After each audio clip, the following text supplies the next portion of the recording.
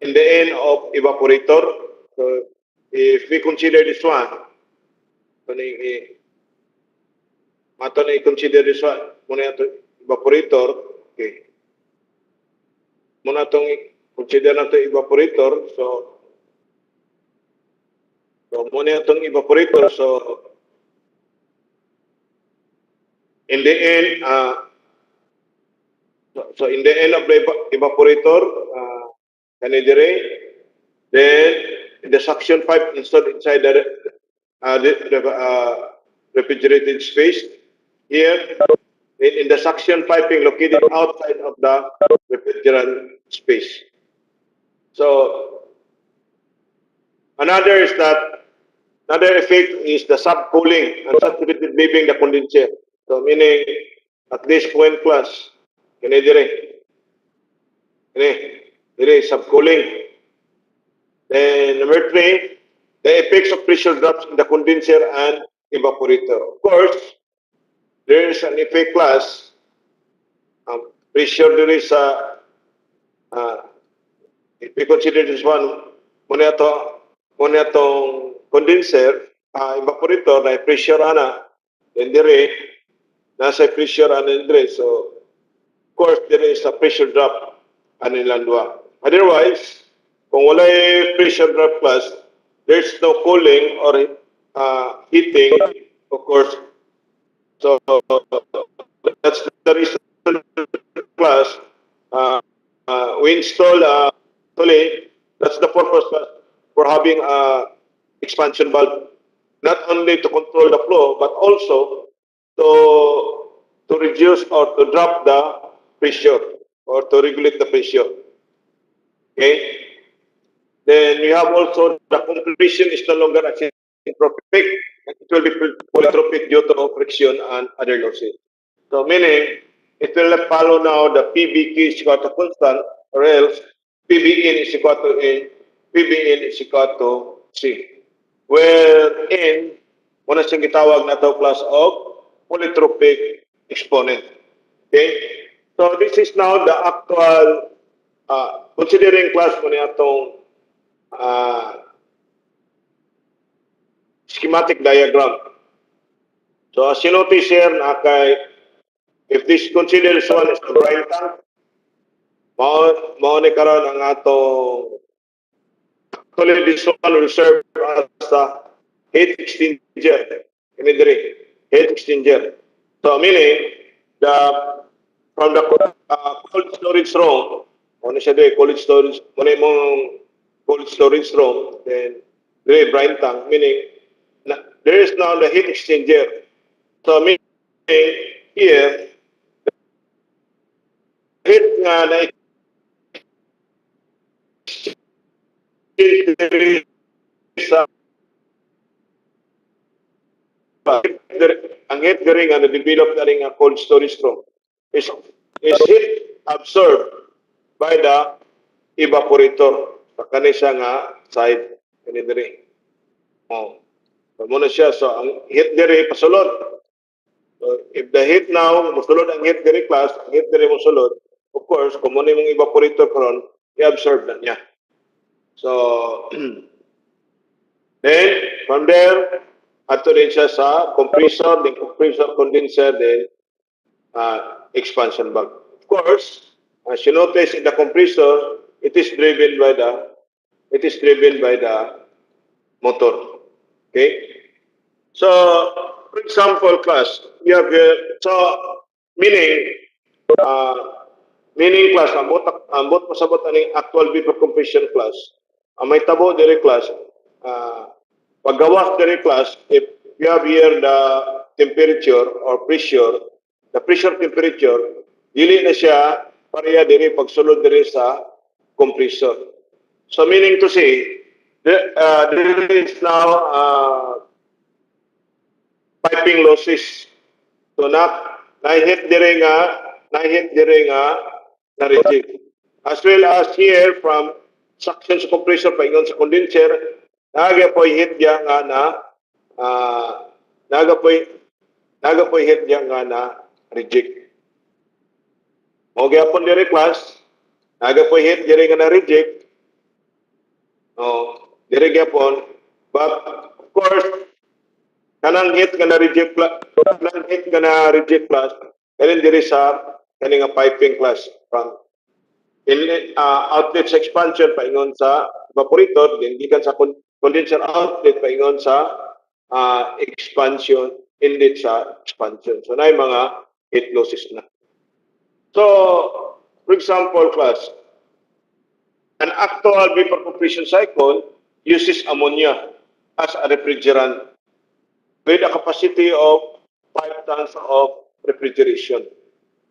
The system operates with a condensing temperature of 40 degrees centigrade and an evaporating temperature of 18 degrees centigrade. The other data are listed below. So we have here the temperature leaving the evaporator, we have -8. So meaning, ang evaporating temperature is 18. Kung paggawas na niya, -18. Then temperature entering the compressor, -6. Then temperature leaving the compressor, 996. But pagsulod niya karon sa condenser class, and temperature is 86 degrees centigrade. Then temperature leaving the condenser, 34 degrees centigrade. Then temperature entering the expansion valve, 37 degrees centigrade. So medyo hingsaka sa class. Diba? Kita ninyo? So gikan sa paggawa sa condenser class, there is now a slight increase of the temperature.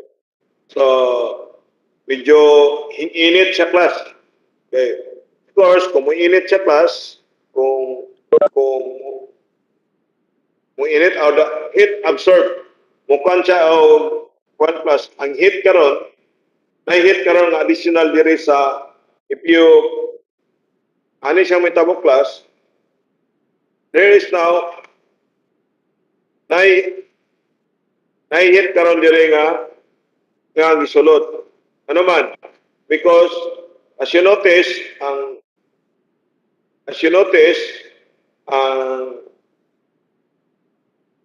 paggawa sa condenser is 34, then pagsulod niya sa expansion valve is 37. So there's no wala sa losses dire na kuan sa heat absorb siya. Then the pressure drop at suction valve, you have 20 kilopascal, then RPM per minute, compression 400 RPM, then mechanical efficiency of compression 84%, then volumetric efficiency of compression 80%, then stroke to bore ratio 1.25. So a single acting, single compression is to be used. Heat absorbed by jacket water at 30 degrees centigrade, indicated work of the compressor. Determine the following. Of course, the schematic diagram.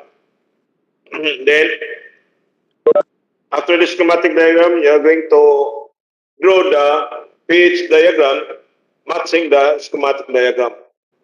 The bore and stroke, the power, the heat loss or heat or gain between the compressor and the condenser, and heat rejected from the condenser.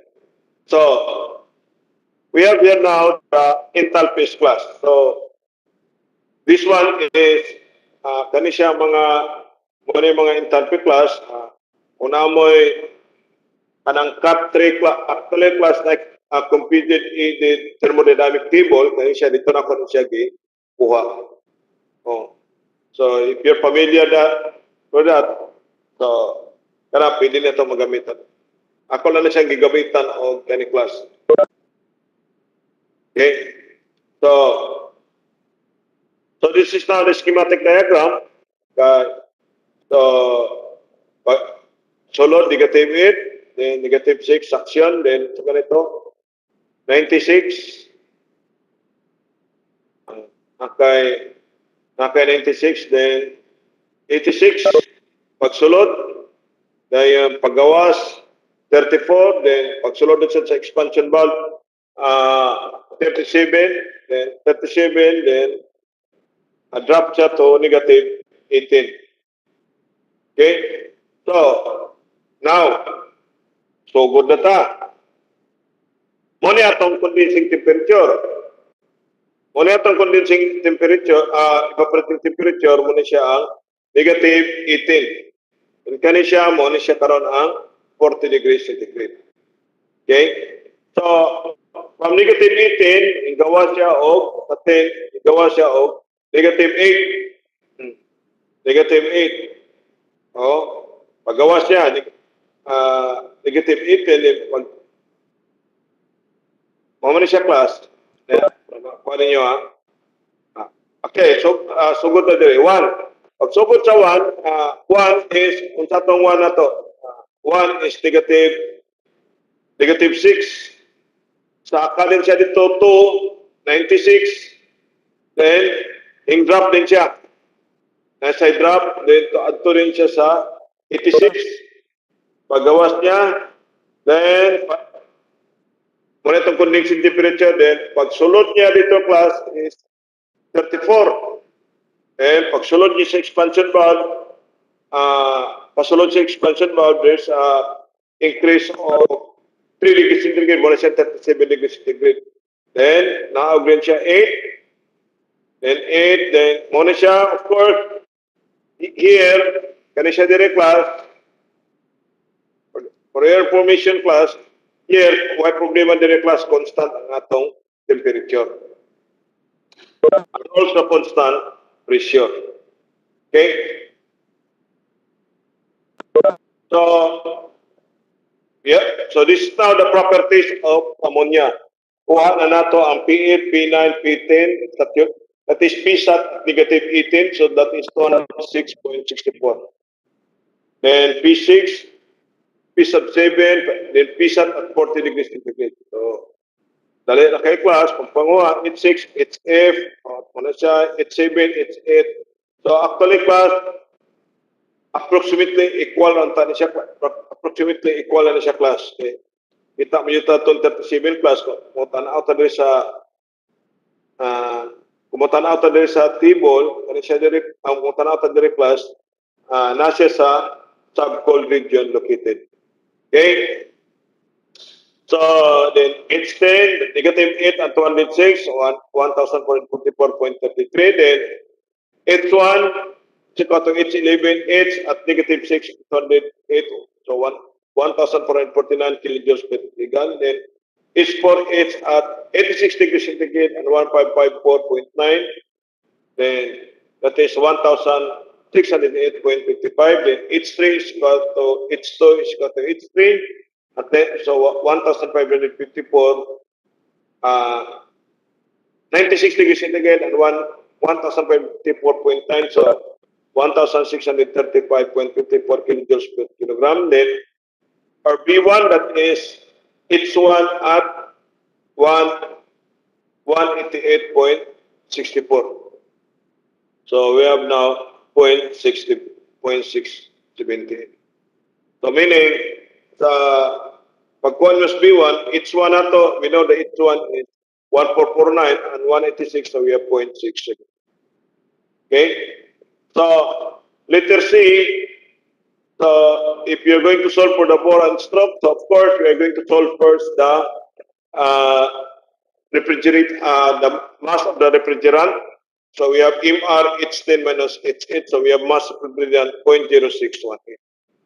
Now, in solving for the bore and stroke, from the formula class, the volumetric PCC B1 over BD equal to B1 times MR equal to BD, or B1 times MR over 5 for D squared in. So substitute the values.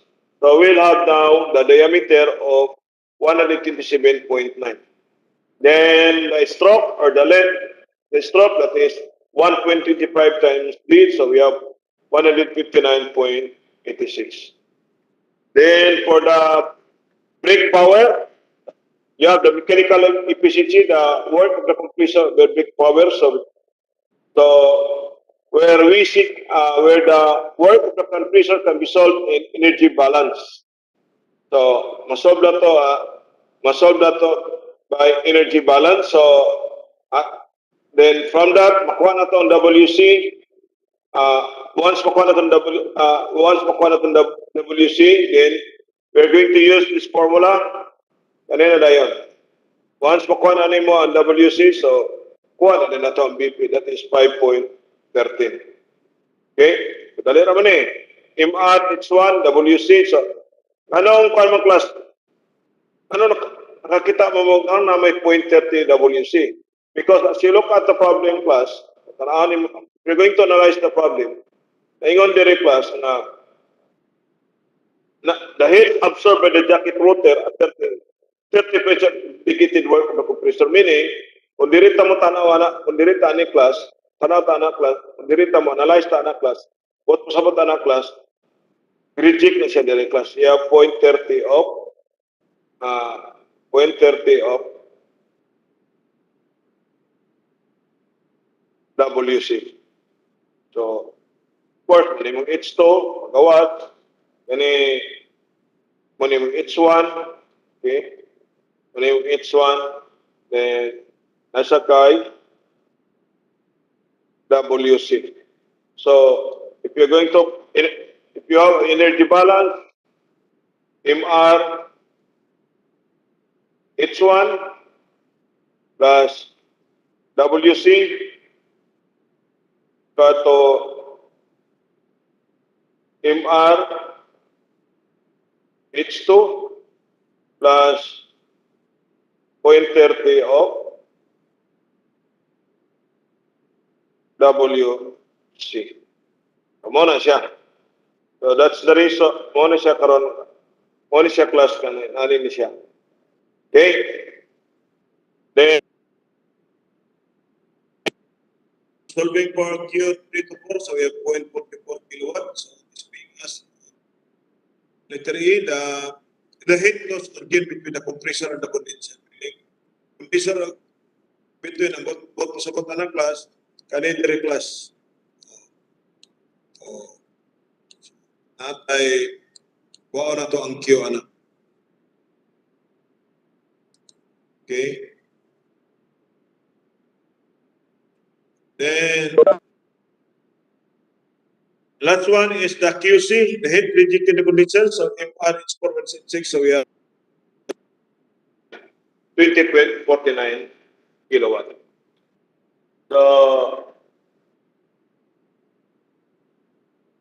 I think that's all for today class. So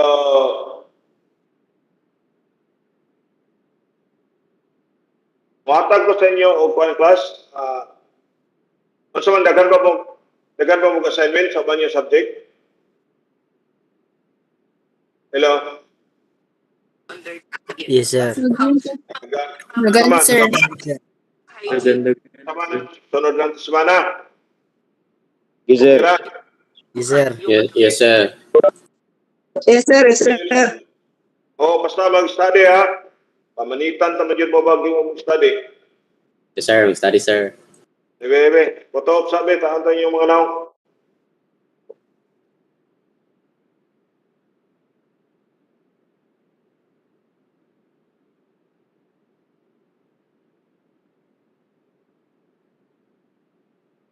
Ining uban pa blurred daya no kin bago pa namatag tulog pa. Oh.